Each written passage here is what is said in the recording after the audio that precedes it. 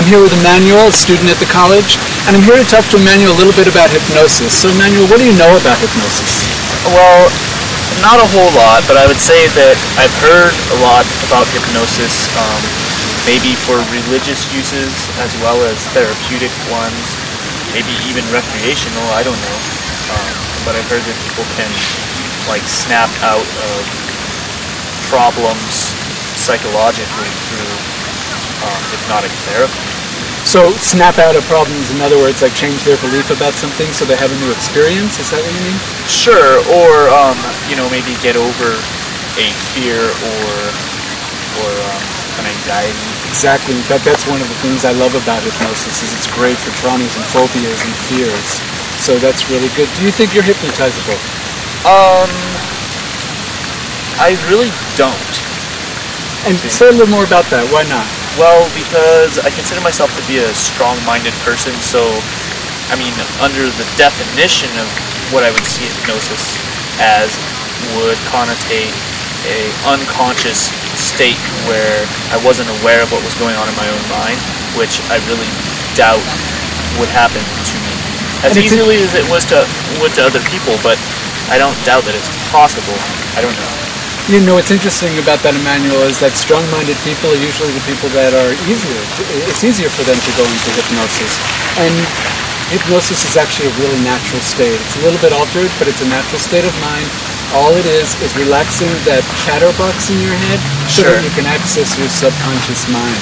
Sure, so it's somewhat like yoga. Yeah, do you meditate? Or? Yeah, I have. And a substantial amount of yoga. All right, then when you do yoga, you're actually in trance. But like, isn't hypnosis where someone else, through something they say or do, puts you into that state? You know, I know that's sort of a myth about hypnosis. All hypnosis is self-hypnosis. I could tell you to go deeper and deeper and deeper down, and until you agree with it in your mind, right, and let it happen to you in your body, because your subconscious mind is your body, sure, it's in every cell of your body, sure, you have to agree to it. So you're actually putting your... Yeah, I would like to do a little game with you to see how hypnotizable you are. Would you be willing to do that? It's a little responsiveness game. It's not, we're not going to put you in trance. It's just about playing a little game. Would you be willing to do that? Okay, sure, why not? Okay, so Emmanuel, what I'd like you to do is put your fingers, clasp your hand, perfect. And I want you to put your fingers out really wide. Open them really wide, perfect. And now with the power of your mind, Emmanuel, I want you to imagine that there are clamps, like workshop clamps on the tips of your fingers. And the clamps are just tightening. So imagine it in your mind. And watch your fingers. Watch what happens with your fingers. Just use your imagination. Your subconscious mind is the seat of imagination. So whatever you picture in your mind is actually going to physically have a manifestation in your experience. All right. So just use the power of your mind, Emmanuel, and notice clamps on your hands. And the clamps are just getting tighter and tighter and tighter. And just notice what happens. Use your imagination. And the clamps are getting tighter and tighter. Okay, tell me a little bit about your experience. Well, I experienced that my muscles in my fingers were pulling my fingers together in little increments, and I did imagine that there were clamps, so it seems that there's some kind of like automated response that the body produces when it believes that something's going on, whether or not it is, right? Exactly. So it's like causing your thought and picture of it in your mind is actually causing micro movements in your fingers. So every thought you have actually has an impression. Every thought you have has an impression on your body. So you're absolutely right. That thought is actually creating your fingers moving together with those little micro movements. Perfect. Okay. Yeah, I was trying to resist. Exactly. Yeah. So what you're resisting are clamps. So you were responsive because in your mind you saw the clamps and you had to hold your fingers apart so that they wouldn't close and respond to that clamp. So this is a perfect test because it doesn't matter if they stay open or if they close, you're still responding to your imagination, which is really what hypnosis is. Okay. Great. So do you have any other questions? Are you a hypnotherapist? I actually am. I'm a certified clinical hypnotherapist, and I teach. I'm an instructor down at the Academy in Santa Fe as well. Okay. Well, so thank you for thank you, Emmanuel. I appreciate it. Yeah. Wonderful. So I'm here with Andres. He's new to New Mexico. Just got here 2 weeks ago, or maybe you've been here longer, but you went in a couple weeks. But yeah, 2 weeks. 3 weeks I've been in here. Wonderful. And he so graciously offered to talk to us for a few minutes. about hypnosis. So I just want to ask you, what do you know, if anything, about hypnosis? Well, let's see. I know that it has a lot to do with concentration, and if it's self-done, it's like self-assuring of certain things, and it makes me think of meditation, actually. You're absolutely correct about that. Meditation and hypnosis are right close to each other. It's about using the alpha wave brain state of your brain, and I loved what you said about getting more like self-assurance. Reaching your goals, if kind of thing. If it's self-hypnosis, yeah. Yeah, if it's self-hypnosis. Right. And did you know that actually all hypnosis is self-hypnosis? Kind of a different concept, because you see the hypnotists up there doing their thing and all of that kind of stuff, and it looks like that person is like putting someone else into hypnosis, but the only way that somebody actually goes into hypnosis is an agreement to do that. Have you ever been hypnotized? I've never been, actually, but my wife has. Oh yeah, and what was her experience like? She had hypnosis for giving birth.